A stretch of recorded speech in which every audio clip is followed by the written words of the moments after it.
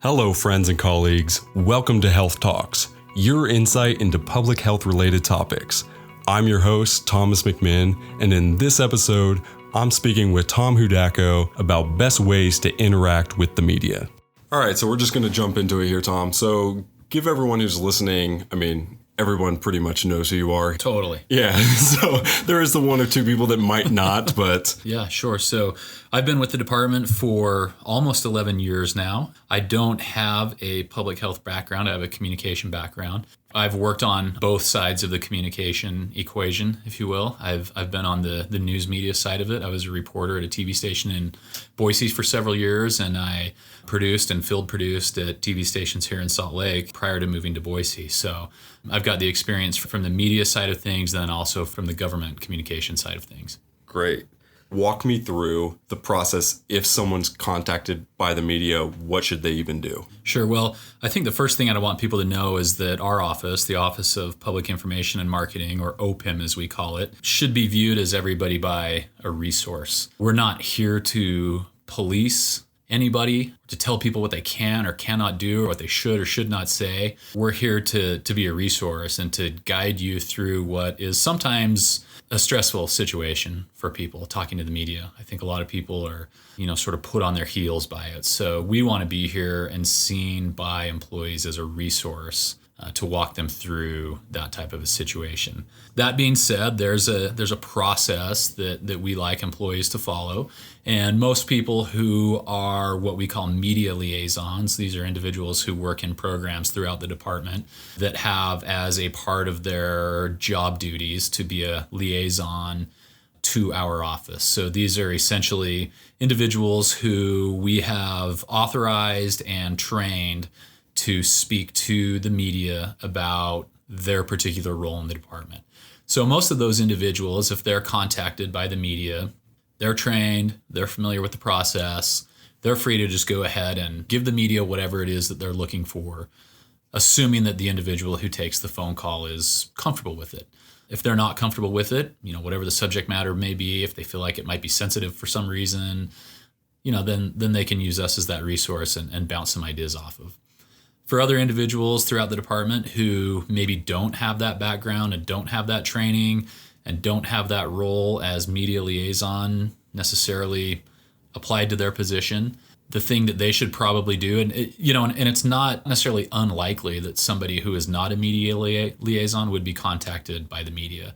There's all sorts of reports, publications that are out there on the internet that have staff members' names and contact information attached to it. So for the media, it's really easy to find information and it's really easy to find your contact information. So it's not out of the question that someone who has never had any exposure to the media gets contacted by the media and asked to comment on something. And usually it's going to be because their name appeared on something that a reporter has searched out on the internet. So in that instance, we definitely want those employees to contact our office, either myself or Jenny or Charlotte, and we can help walk you through the process of working with the media so that the message that gets put out there is what you want put out there and is what the department wants put out there and frankly is, relevant to the media and something that the media would be willing to use. Sure. So how could some of the people prepare, even though that they understand the content that's supposed to be shared? How can they prepare to be maybe better on screen, better on the radio, some of these kind of things? Yeah, so primarily we are going to be contacted by your basic three types of media.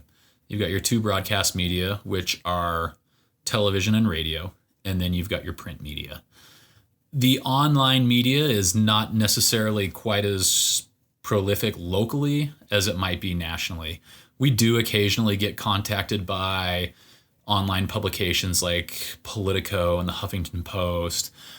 Typically, those contacts come through the main OPIM office because those individuals just don't have any sort of a relationship with the department. They don't really know where to start. So usually the majority of the calls we get are going to be TV, radio, newspaper reporters. And I would say that TV reporters are probably the most likely to randomly reach out to somebody in the department.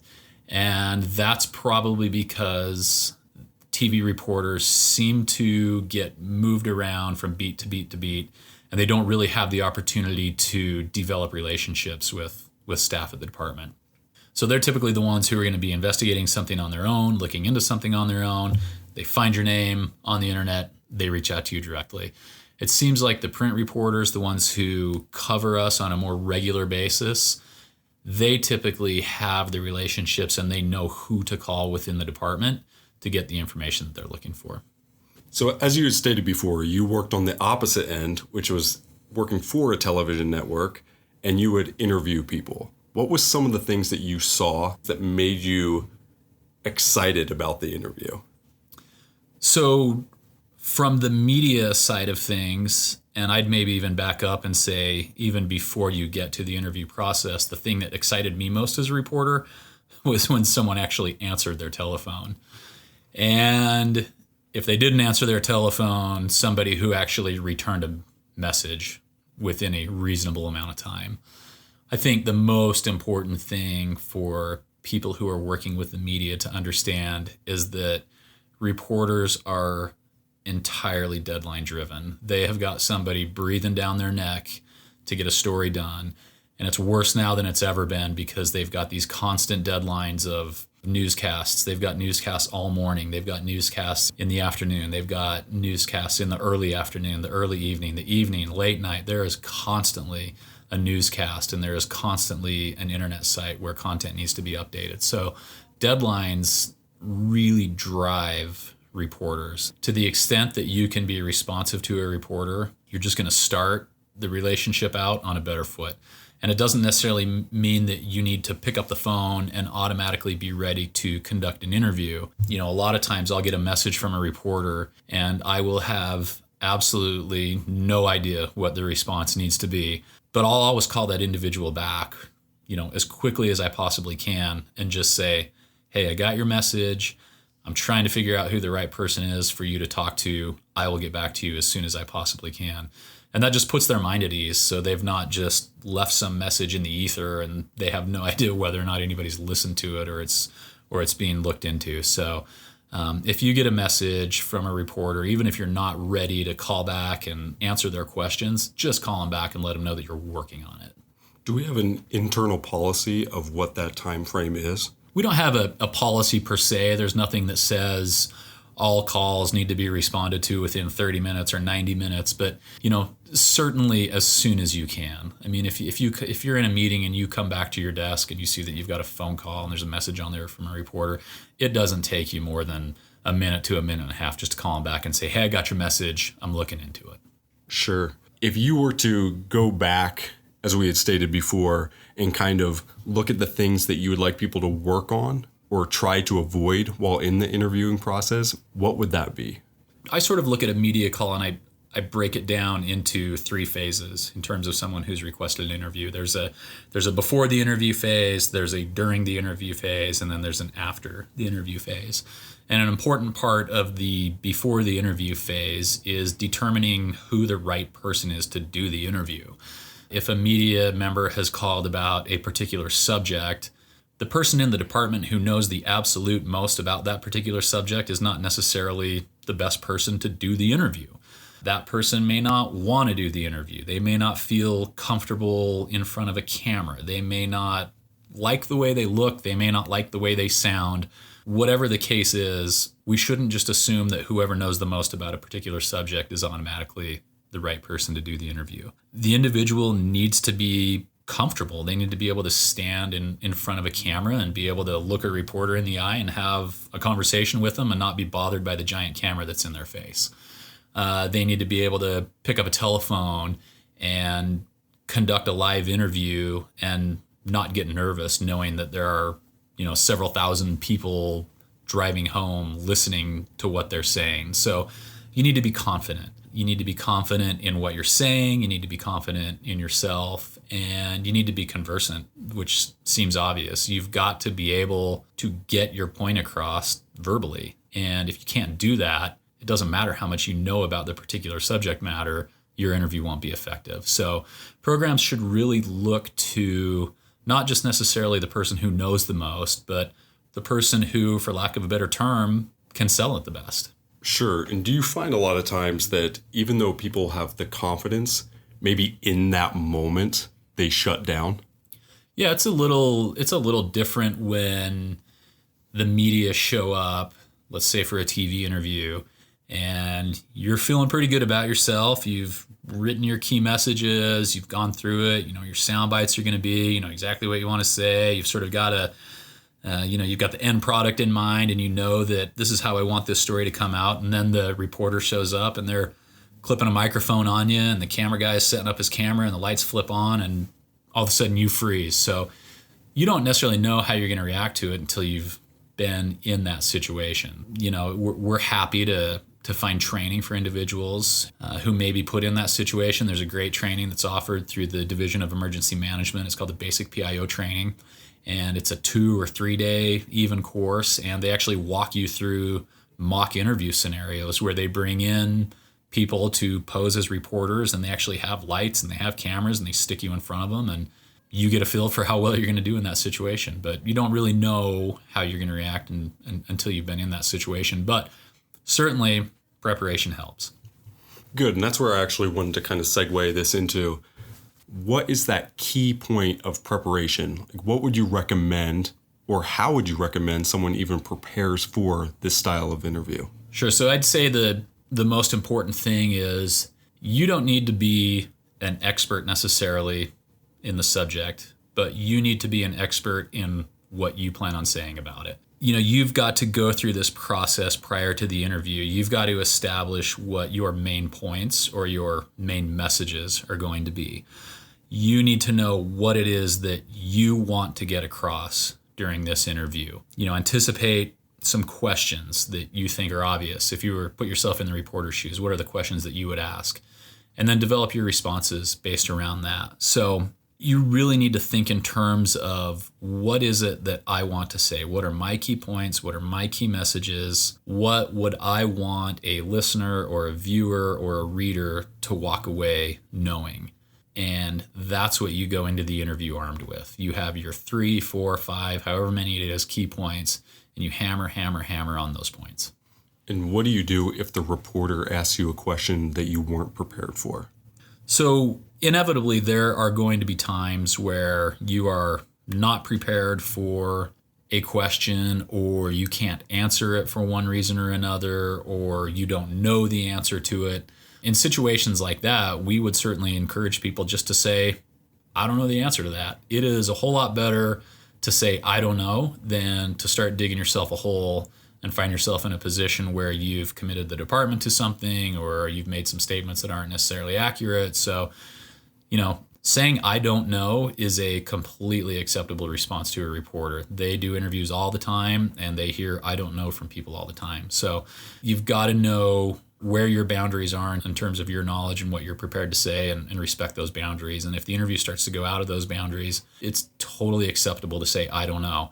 You then need to follow that up with, but I will find out for you. And then when the interview's over and you've gone back to your desk and the reporter's gone back to their office, you can look into the information and you can get back to them, or you can hand it off to whoever the right person is and have that individual get back to them. So if you find yourself in an area that you're not comfortable with because you don't know what the information is, just say, I don't know. And let's say someone doesn't say that and they actually just go off on a rant because they're thrown off for the moment. They say something and later on they realize I gave the wrong data point. How do you address a situation like that then? So if you have provided inaccurate information, you provided data that was wrong, or you provided, if you're doing an information or an interview on immunizations and you provided the wrong age group or something like that, something technical, you're totally within bounds to call the reporter and say, hey, I gave you inaccurate information. I said this when I should have said that. If you start editorializing about something, or you've given some wild account of something, you're less likely to be able to call that reporter back and say, you know what, I've had second thoughts about what I said, and I probably shouldn't have said that, or I probably shouldn't have said it that way. At that point, you're kind of on your own, and unfortunately, you've put the department and your program and yourself in a bad position. So that's one thing that you need to consider, is that when you're doing an interview with the media, you're not there to be interviewed as, Jim Smith and what your own personal take on this particular situation is. You're there to be interviewed as Jim Smith, representative of the Department of Health. And so you need to essentially restrain yourself to that position. Don't go off giving your own personal opinion about things, as hard as that might be. You're doing the interview because you are representing the Utah Department of Health, not because you're representing your own viewpoints about something. Oh, that's great. So tell me the difference between preparing for a radio interview versus preparing for a television interview. The preparation should be pretty similar in that you shouldn't just show up to either one and just answer questions. You should sit there in your office and think about the questions that are going to be asked and think about what your answers are. You should establish what your main points are, your key messages are, the things that you want to get across. And you should develop some sound bites, knowing going into that interview that they're not going to take the entire 10-minute interview and put it on radio or put it on TV. They're going to take a sound bite that is memorable, and that's what you're going to get. So develop some sound bites and go back to those over and over again throughout the interview. We call it bridging. So even if you're not necessarily asked about the particular soundbite that you want to give, the reporter asks the question and you acknowledge the question, and then you bridge back to what your point is. So the reporter asks you something and you say, well, that's a good point, but what we really want people to know is, and then you give them your soundbite. So we call that bridging. You're bridging from the question that was asked to what you actually want to say.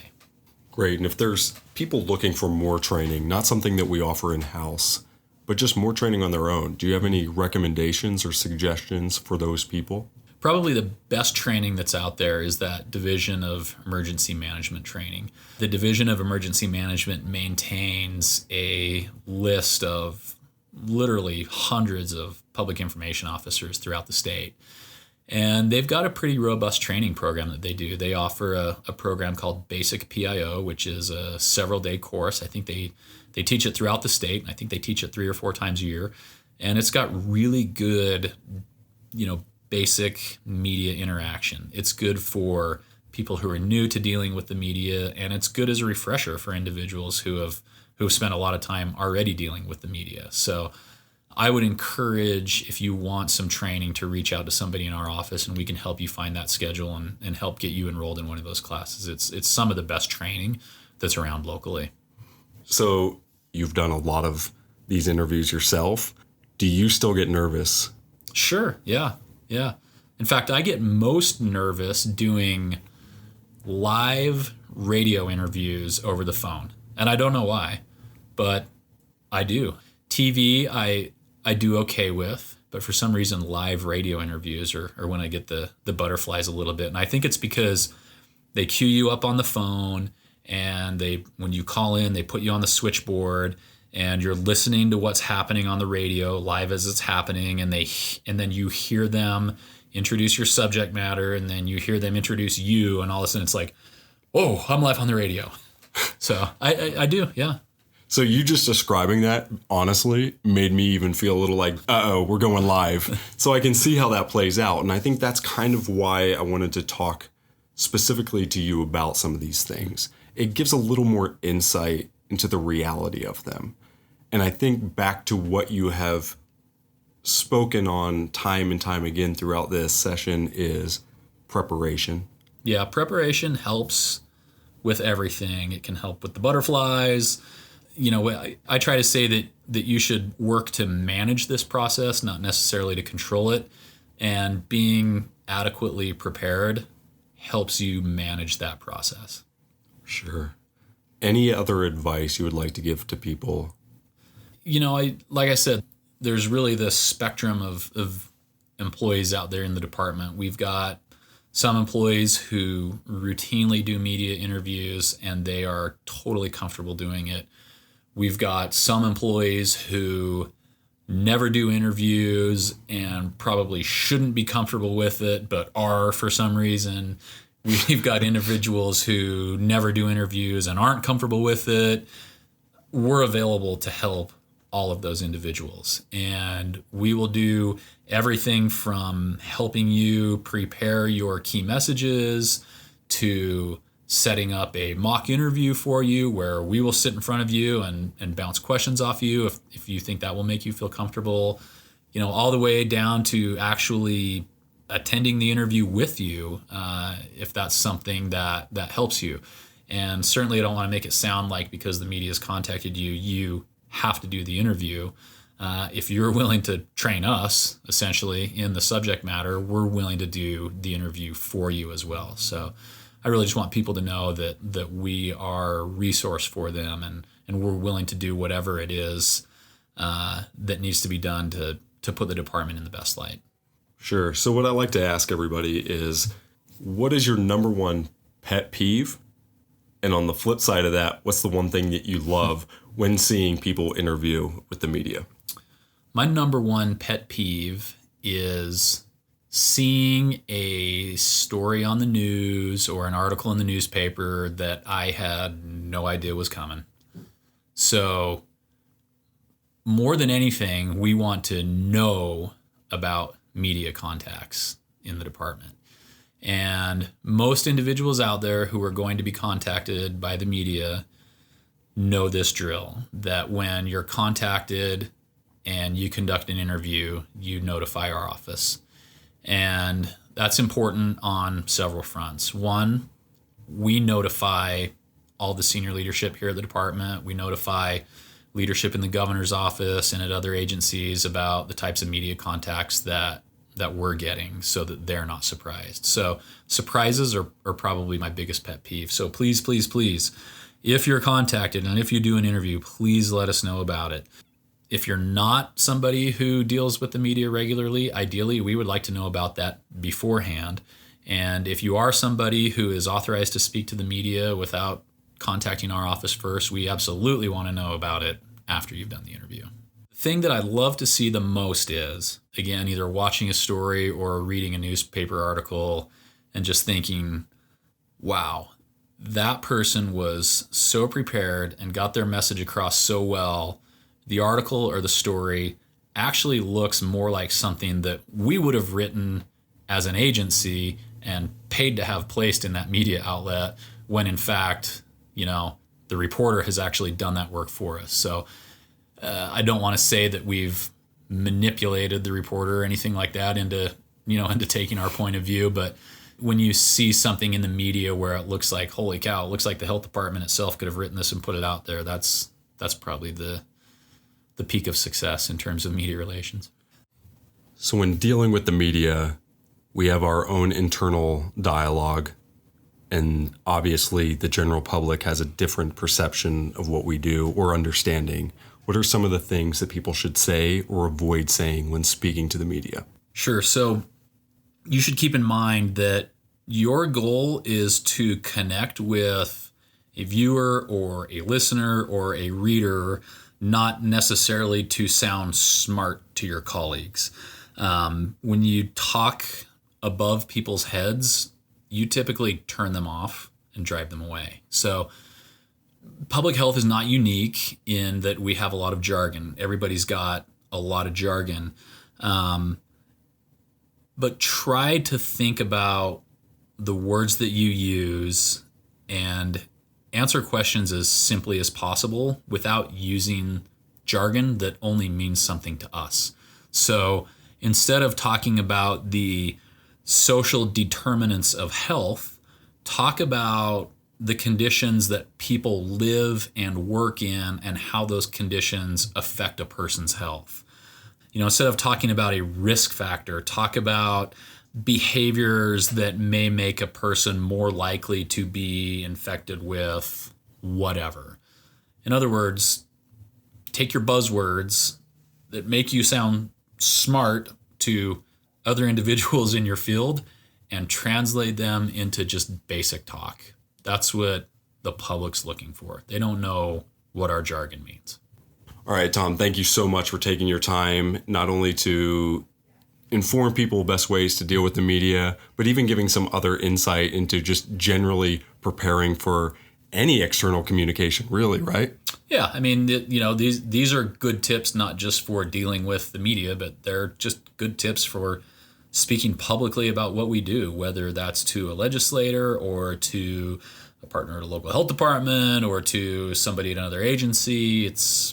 These are just general tips on how to communicate basically and effectively with other outside audiences. Absolutely. Thank you again. And like always, keep tuning in to the next episodes where you get your insight into public health related topics. This is Health Talks. See ya.